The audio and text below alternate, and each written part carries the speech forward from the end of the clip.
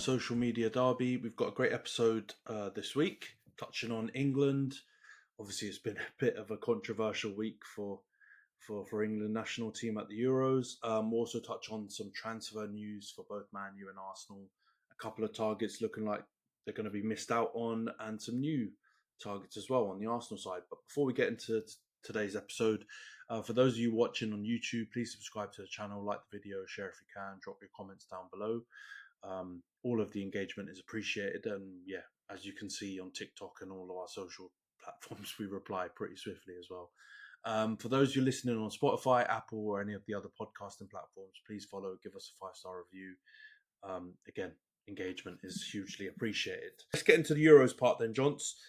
England play their second game of the tournament against Denmark. When was it again? Was it Thursday or Wednesday? One of those days. Either way, it wasn't the greatest match in the world. It ended Denmark 1, England 1. Huge fuss has been made over that performance, and there's been a bit of back and forth between the players and the media and stuff. But yeah, the game wasn't the greatest. Kane opened the scoring with a decent finish, to be honest. Walker managed to nick the ball off, I think it was Christensen, the Denmark left back, and then he got a bit fortunate with his cross and it bobbled to Kane and he tucked it away. But as predicted, and it's probably the only thing I think I completely agree with the media on, England dropped deep almost immediately and didn't pose any threat after that goal.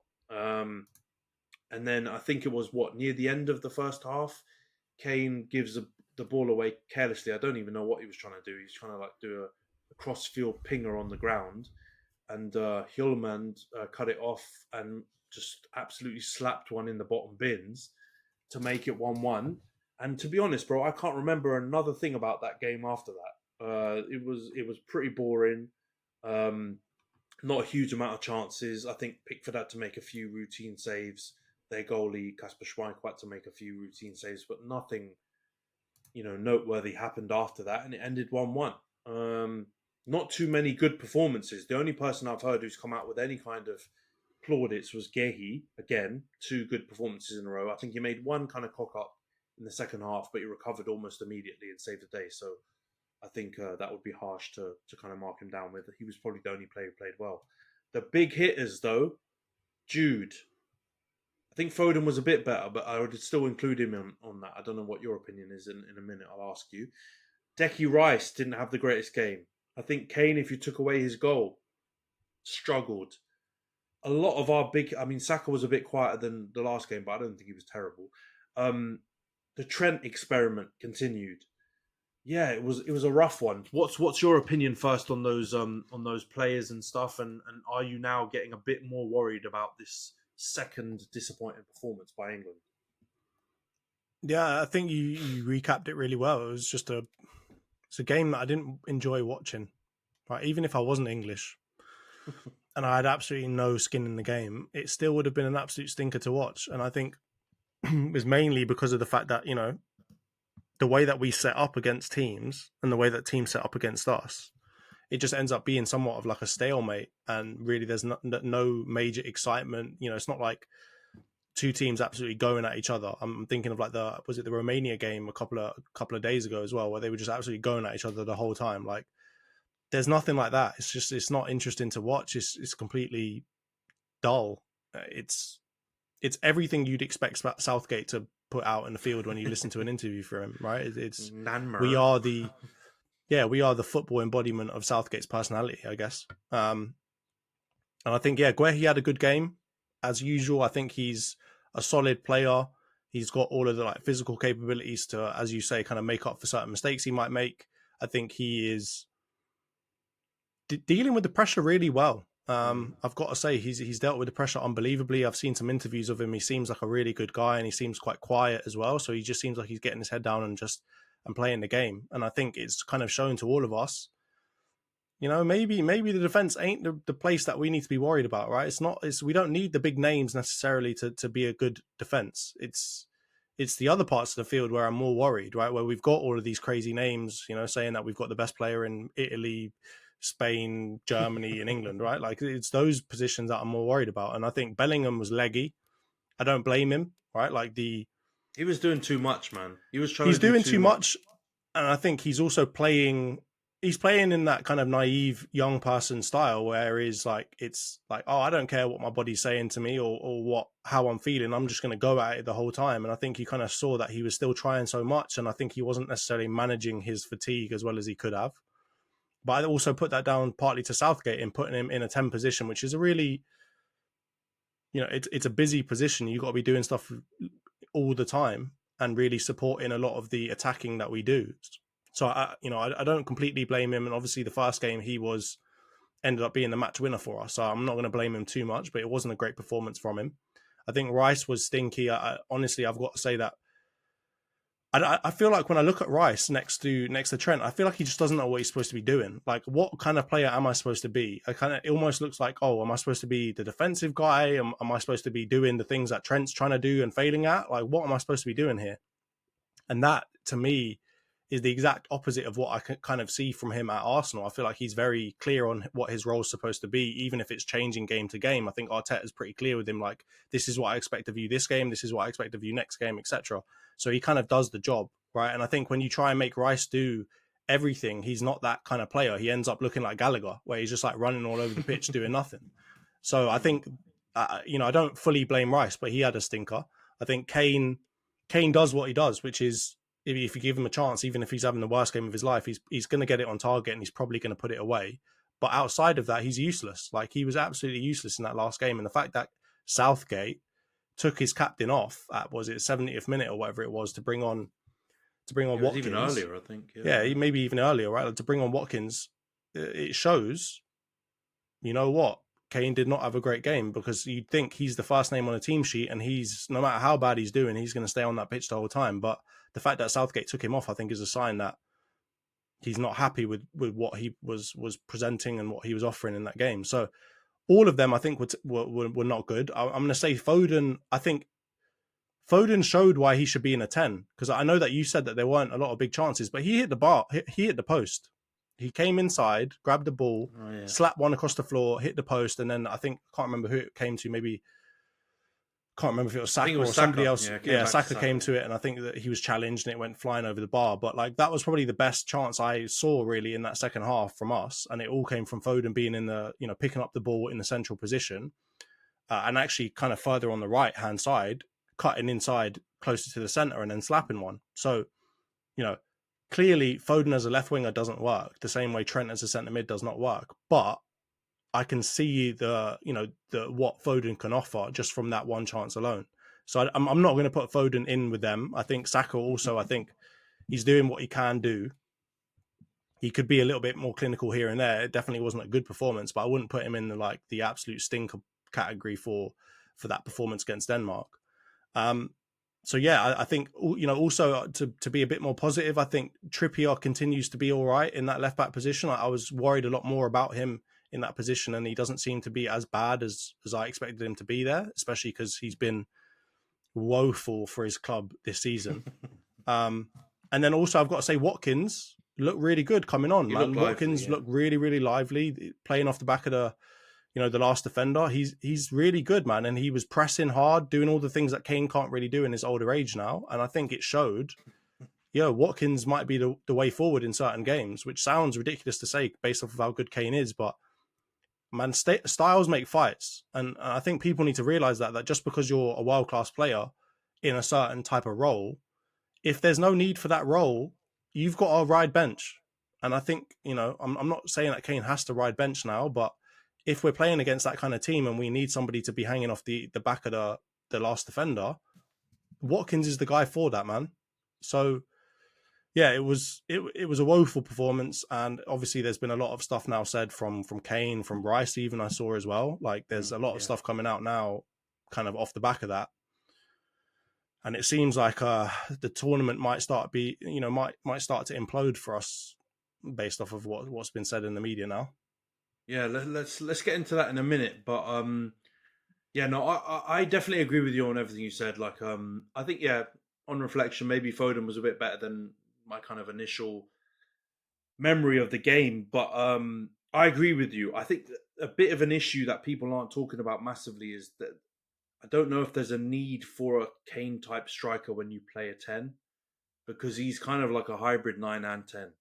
So either you got to tell him, go high, don't you dare drop deep, and play a Foden or Bellingham behind, or you don't play a 10. And you've got to play 2 8s with a 6 sitting deep and let Kane drop. But then you've got to have runners. You've got to have those wingers running beyond Kane. And that was kind of like, it was kind of what Jose did with Kane at Tottenham, where he had Son running off him, who was the main guy. I can't really remember who else was running off him. I think it was maybe Lucas Moura or something like that as well, who ran off him. And then it can work. But they didn't have a 10. They had 2 8s and a 6. And I feel like it is the criticism. There are a few criticisms which we'll get into in a minute that are fair. And I think one of the criticisms I've heard is he's definitely trying to shoehorn players in because of some of the things you've said. And it's proving to be dysfunctional and it's not working clearly. To be honest, it's something that I've never really expected of Southgate. I've always expected Southgate to be, kind of go for players that he rates and work in a system that, I don't always agree with the system and I don't agree with the players that he's picked previously, but the evidence is it's worked better surely than this tournament. And I could even argue maybe a bit more even, the last World Cup where we lost in the quarters. So I think he's kind of folding under the pressure and the expectation from the public and the media to play these big name guys. And it's going against his better judgment, which has always been to choose who he thinks fits better in a system. And even though we haven't won anything, he's kind of been more proven right than he's been proven wrong with our performances. So as much as I despise, I'm going to call him Nammer because I don't want to call him his name now because I think he's disgraced his English name. So I'm going to call him Southgate in Chinese. But he's got to think about how he wants his legacy to be remembered as England manager. And I think before it was divisive, but you would have very passionate people who defended him. And I think he's converting those people into disbelievers at the moment with how he's managing the team and some of the decisions he's making. But let's get into this media furore then that's happened. So just to recap it, and you correct me if I'm wrong, John, because I don't know if I've seen every single bit of what's been going on back and forth between the players and the pundits. But obviously in the UK, we've got a star-studded pundit lineup, both on BBC and ITV, of ex-England players and legends of England and their club teams and the Premier League and stuff. So you've got Ian Wright, Gary Neville on ITV. You've got Gary Lineker, Alan Shearer, Rio Ferdinand, Michael Richards. I don't know if he really counts in that category, but he's one of the prominent pundits on BBC. And obviously, everyone's been super, super negative, and pretty much almost immediately after the first game, even though England won 1-0, it's been predominantly criticism and critique of the team, Southgate, and the players. Like you mentioned earlier, Kane's been getting it big time, and I think we've never been used to that happening. He's kind of been the darling of English football and immune to it, but he's been getting it. Foden's been criticised. Bellingham went from being praised like over the top, I think, in the first game to now being criticised. Trent's been lambasted, which I think has been, I'm a United fan. I like sticking the knife in on Liverpool players, and I enjoy kicking Trent if I can, but it has probably been a bit over the top as well. So there's been a lot of criticism. I think Gary Lineker just bluntly described the performances and the team as shit on his podcast, which I think is what has led to has been the final straw with all of this. And then, as you said, Kane came out in an interview and said, that the players need to just remember that they were in their position before and they've also struggled under the pressure and not managed to win anything in their generations as well. So to bear that in mind, and kind of, struck back at a lot of the pundits. And then, like you said, Declan Rice has also come out and said something along the same lines. What do you make of all of this? Do you think the pundits have gone over the top? Do you think the players are right to defend themselves? Or do you think all of this is just unnecessary rubbish that's probably just all harming our chances? What's your take on this? I think we've definitely been over the top. I don't know if it's necessarily directly the pundits' fault, right? Because with the issue that we've got today is that there are so many things that are always on, and we end up seeing, you know, one person comes out and says it was rubbish, another pundit listens to that and adds on to it, another one adds on to that, and you end up getting it from all directions, right? If you're bad, you're really, really bad, right? It gets blown over the top, and that tends to be the prevailing thought of pretty much everybody at the end of it. You know, if you compare that back to the times of old, you had one, maybe two critical headlines, you know, in actual newspapers that people would read, and that would be kind of all of the negative energy would be centered into that.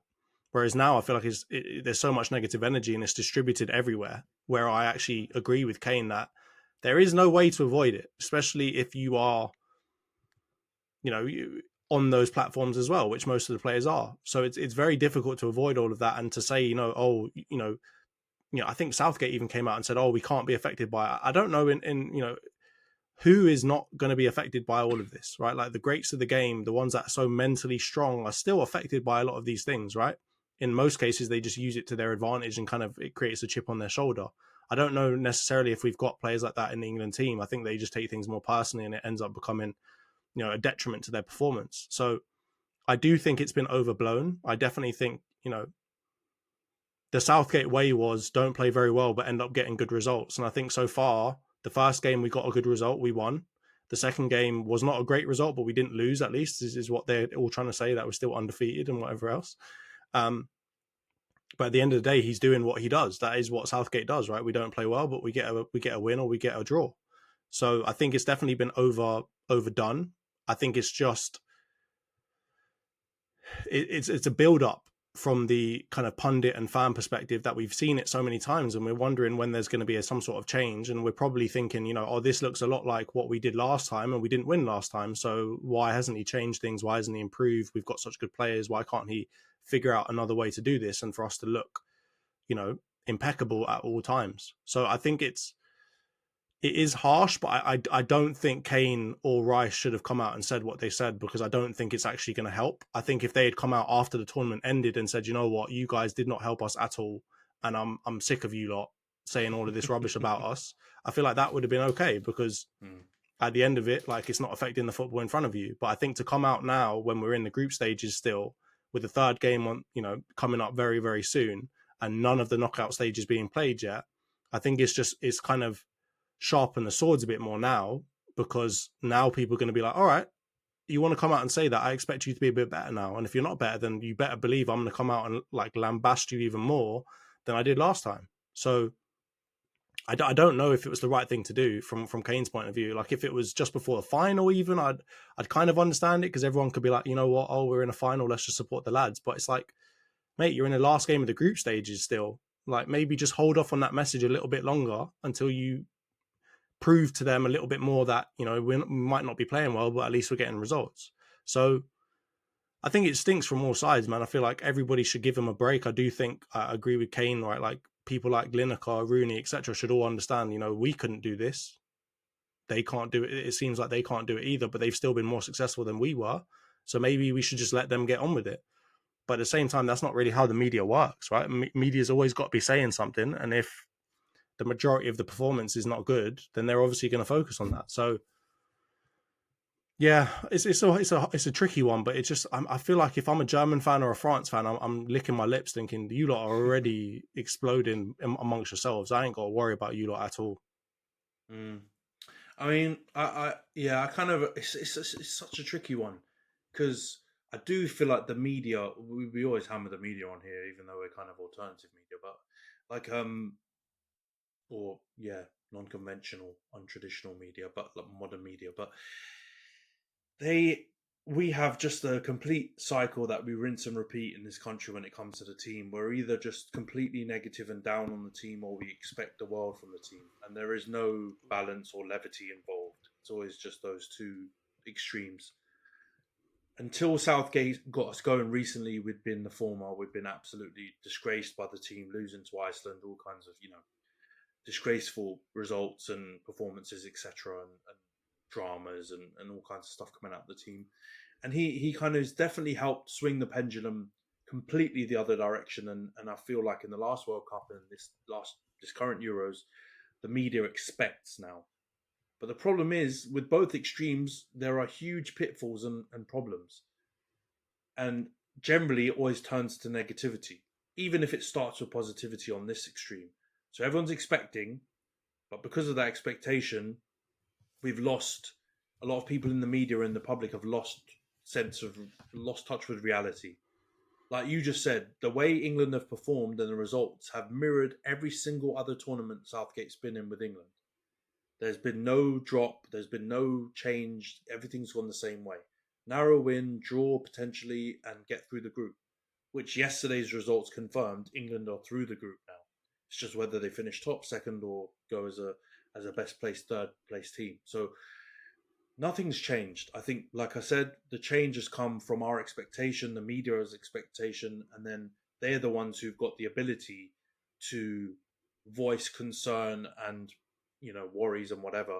And generally, it's puppeted through the pundits on our broadcasters. And while I don't think their criticism has been completely unfair or unbased, I think a lot of it's based in truth and it's fair criticism in it's kind of in its origin. The timing's not needed. You won 1-0. It wasn't the greatest performance. Focus more on the positive. You drew 1-1. We've done that in every other tournament, and the evidence has proven that England have still managed to go on and get better in every tournament and go far. Go far. Worst result for Southgate's been quarter-final, and we were nip and tuck in that with France. So I feel kind of sick, and I want to throw up in my mouth that I'm defending them, but I actually do think it's been so over the top throughout this tournament that I kind of understand why I think they've all had it. They've had enough. But I do agree with you in that generally it would be the manager that would come out. You would picture a manager, a Klopp or a Pep or back in the old days a Wenger or Sir Alex or whatever come out and clap back. The fact it's been two of the big players, I think it shows that it's really got to them, and they're feeling the way we've just said. They feel like it's just over the top and unnecessary, and they're looking at people being like, when we see you're teeth out, grinning, cheesing with us, creaming yourselves over our performances and going over the top, and now suddenly we're useless. Now suddenly Kane can't do anything. Now suddenly, all these players are not, like you just said, the best players in their leagues, which, everyone called out so many times before the tournament. So I understand why they've done it, but ultimately I also agree with you. I don't know if it's going to help. I don't know if it's going to unite everyone. I don't know if it's going to just make the pundits get more aggy with them. But, logic tells you it's probably not going to end with a good result. But the only thing I will say is, some teams have come back from these kind of situations and proven to still win or be successful. France generally are always going through some sort of big turmoil in their camp and, players not liking each other, mums fighting with dads, all kinds of drama, happening. Argentina obviously lost to Saudi in the first game of the World Cup, and I'm sure their press were all over them losing that game, and they managed to win, the World Cup itself. So it doesn't have to end in tears, but I think just looking at what we're used to as a country, it probably will. So let's see how it shapes up. We've obviously got the third game coming up today, and we'll get into that now. So let's move on from that and let's get into the preview section, John. So England against Slovenia. Like I just said a bit earlier, England have qualified now, so they're through. So I don't know how they'll approach this game, but yeah, and then you add in the context we've just talked about all the media drama. What do you think this game is going to look like? And give us your prediction. It's a hard question, man. I really don't know at this point because Slovenia, they've obviously got something to fight for, right? They've looked decent, yeah, but they've also got something to fight for, right? So they are not guaranteed to go through. I don't think they need to win to ensure that they will definitely go through, right? They're on the same points, I think, as Denmark, so they need to get a win here really to guarantee that they're going through. England obviously already guaranteed to go through regardless. Obviously, we'd probably want to finish up well and just win the group, but the level of jeopardy is not as high as for Slovenia. So I think there's probably going to be a bit more want from the Slovenia team, and it really depends on how our players react to all of this craziness going on in the media. I'm hoping that there'll be the resilient kind of Cristiano Ronaldo, I'm going to prove you wrong type of vibe and go out there and absolutely slap Slovenia off the park. But that historically hasn't really been our way of doing things. And I mean, outside of Bellingham, we don't really have those big defiant characters in our team that are going to be like, you know what, I'm going to show you lot what, what's what.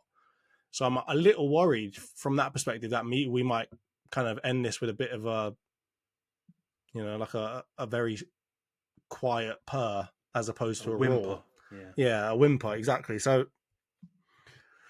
I really don't know which way it's going to go, but I did back England before this tournament. I'm going to keep backing them. I'm going to do what Kane and Rice want us to do, which is I'm going to support them. So I'm going to say England are going to win 2-0. We're going to go out there. We're going to have a good performance. I think Southgate's going to start Gallagher instead of Trent, which is going to be a weird one, but I think overall we're going to end up just, having enough quality to beat Slovenia. So I'm going to go 2-0. I'm going to do what you said, Harold, and I'm going to support your team. All right, mate? Yeah, I kind of agree with you. It's an interesting game for so many reasons, just with England alone. But yeah, like you said, you add in the jeopardy that Slovenia face and that they've got to win basically to go through. It makes it a really interesting one, and it could go a couple of ways. Obviously, England could come out all guns blazing, but just you mentioning Conor Gallagher coming in for Trent makes me think we'll go more defensive than we will offensive. But that could not be true, because that could mean that Declan Rice will be given a bit more license and he'll be able to maraud forward, and that could help the team in other ways. So it's really hard to call on the England side how or if there will be a change. My judgment tells me there won't, and he's bringing in Gallagher to just make us a bit more solid, because at times against Denmark they had a lot of the ball and we weren't able to get it and hold it. I don't know how Gallagher's going to improve that massively, because I don't associate him with any of those traits, but who knows? Maybe that's a better fit to replace the gaping hole that's been left by Calvin Phillips, which we didn't talk about. So Southgate mentioning earlier. And I'm not making a fat joke about the gaping hole thing, all right? I'm not making that joke. I'm no place to make that joke about Fatburger. But what I will say is, I think this game's going to be much more exciting and interesting than the previous two that we've seen. And I feel like Slovenia are going to go for it. They've got quick, tasty, attacking, exciting forwards in their team. They've obviously got a really good goalie in Oblak. They've got the ingredients to make this a game that's a bit more exciting for the viewer and for the neutral. But I'm gonna do the same as you, John. So I'm gonna back the lads. I'm not gonna be like the Garys, or Baldy Alan Shearer, who's just an absolute dour prat who's just sad and angry all the time, just because his Magpies aren't going into Europe. Take that. But I'm going to say England are going to win 3-1. I think Slovenia are going to get a goal, because I think Pickford's also looked a little bit less assured, and people are kind of going over the top with how he's so class for England. I think he's so class for England because people don't test him that much. And at Everton, when he's tested a lot, generally he throws in a clanger every now and again. So I think Slovenia are going to score. Also, I think Sesko's looked really, really exciting. So I think he's probably going to be their scorer. But I think our attackers are going to step up. I think Kane's going to step up. I think Foden's going to step up. I think Bellingham will be more of himself and go back to, how exciting he was in the first game. Because I agree with you. I think mentality-wise, he's probably the only one I can name who's got that, who gives me the vibe that he's going to take this criticism and use it to fuel himself. So yeah, I'm going to go England 3-1, and I think that victory will get all of our pundits and our media flip-flopping right back to how great we are, and we're going to win the Euros. So I'm going to go 3-1 England, and top the group. I don't know who that means we're going to face. I've seen some of the mappings now, because of a few teams have already qualified, but I think off the top of my head we were projected to meet someone like Italy, I think, in the quarterfinals if we topped our group, which was the expectation, I think. So I think now that Italy got through and everyone was expecting them, I think, to finish second, I think we're still on course to to meet Italy in the quarterfinals. So yeah, let's hope England can turn it around, and we've got people outside getting on the pints and enjoying themselves after a positive result for England. It looks like we'll play either the third place position from Group D or Group E. So it could be Austria. And that won't be good. I don't like that one. Or it could be like Slovakia or Belgium, depending on. Or I guess that Group E is everyone's on 3 points. So like that, I don't know who that could end up being, but I just really hope France end up winning their last game, so they don't. We don't end up having to play them. As long as it's not France, I'm happy. But yeah, it looks like we'll end up playing them, and then if we go through that, we'll play either Switzerland or Italy, which is not a horrible draw. No, it's not a horrible draw. That part's not horrible. The one I don't like, obviously, France. As stinky as Belgium have been, I don't love the idea of playing Belgium because I think they can, they could. Lukaku might turn into Lukaku. Yeah, exactly. In a one-off game, and Austria should have been my dark horse. Yeah, pets are us. in this pod, you will have heard the sounds of both my pet and Johnson's pet in this episode. But yeah, no, I don't like the sound of Austria because I think I got my dark horse completely wrong. I went with Hungary, and I don't know if they're out already, but they certainly haven't looked great. And Austria have looked. That Ralphie Ragnick football has been looking really good so far. So I wouldn't love Austria. Obviously, you'd hope for Slovakia or one of those other teams.